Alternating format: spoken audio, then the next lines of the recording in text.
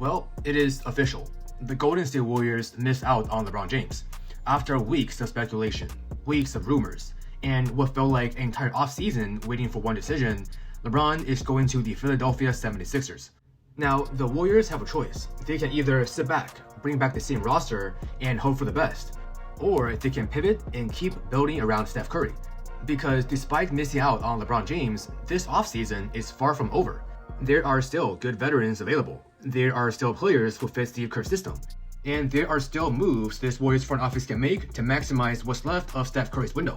Today, I want to talk about my top 5 free agents I believe Golden State should target now that LeBron is off the board. So without further ado, let's roll the intro.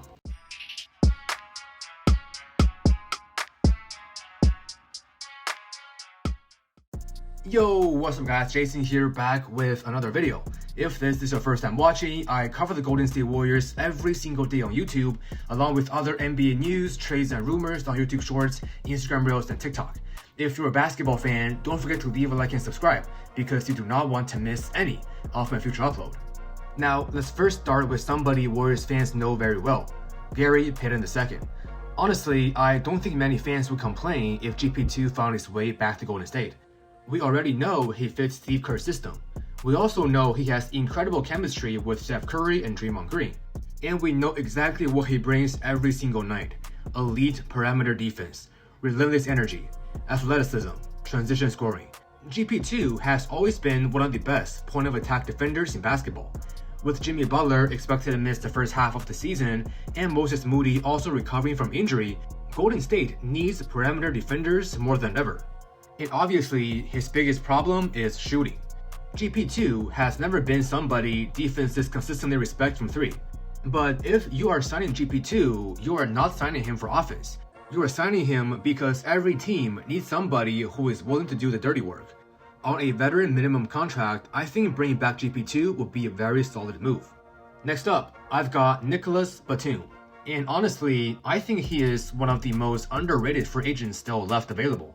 Now, the biggest knock here is his age. Batum is 37 years old.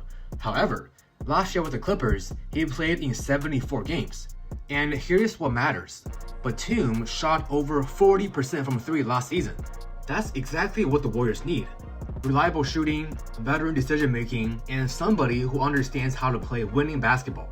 In addition, Batum has never been a player who dominates the ball. He keeps it moving. He makes the extra pass. He spaces the floor, and he rarely forces bad shots. Now, would Batum change the Warriors completely? Likely not. But again, on a veteran minimum contract, Batum is the kind of veteran presence every team loves coming off the bench. At number 3, I've got Bruce Brown. To me, Bruce Brown always gives the idea of that missing puzzle on a championship team. This past season, he played all 82 games. He was averaging almost 8 points, 4 rebounds, and over 2 assists per game while shooting 38.5% from 3. Now, those numbers might not jump off the page, but they perfectly describe the kind of player every contender wants. Bruce Brown is not going to be your primary scorer. He's your glue guy. He will defend opposing guards, switch onto bigger wings, crash the glass, attack closeouts, put the ball in transition, make the extra pass, and knock down open threes. That's why he was a huge piece during Denver Nuggets' championship run. And here's the thing, Bruce Brown doesn't need the ball to impact winning, and that's exactly why he will fit Golden State. Again, Jimmy Butler and Moses Moody are both going to miss time, and the Golden State Warriors need somebody on the perimeter who is able to step in right away with meaningful minutes. Bruce Brown can do that. He's not flashy, he's not going to give you 20 points per game, but every contender needs players like Bruce Brown. Players who are willing to sacrifice individual numbers for winning basketball. If Mike Dunleavy can bring Bruce Brown to Golden State, I think he's going to become one of Steve Kerr's favorite players. Now, next up, I've got DeMar DeRozan. Every time his name shows up, people say the same thing. He doesn't shoot enough threes. That's fair, but here's my question. Who creates offense when Steph Curry goes to the bench? Because last season, far too often, the Warriors' offense was stalled completely without Steph. Nobody could consistently create a shot. Nobody could consistently get to the free throw line. And nobody could slow the game down when everything felt chaotic. DeRozan fixes all of those problems.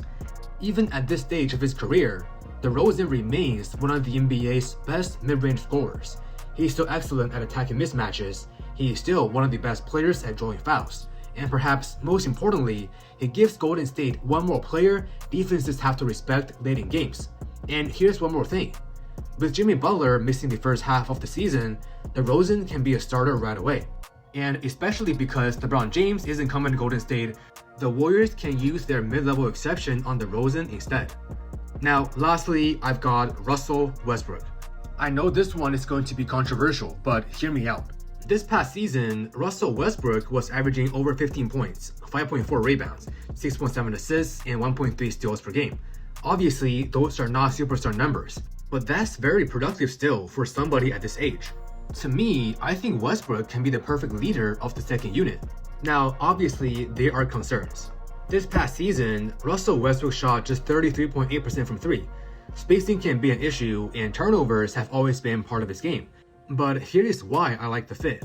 Golden State still needs somebody who is able to handle the ball and create offense whenever Steph Curry sits.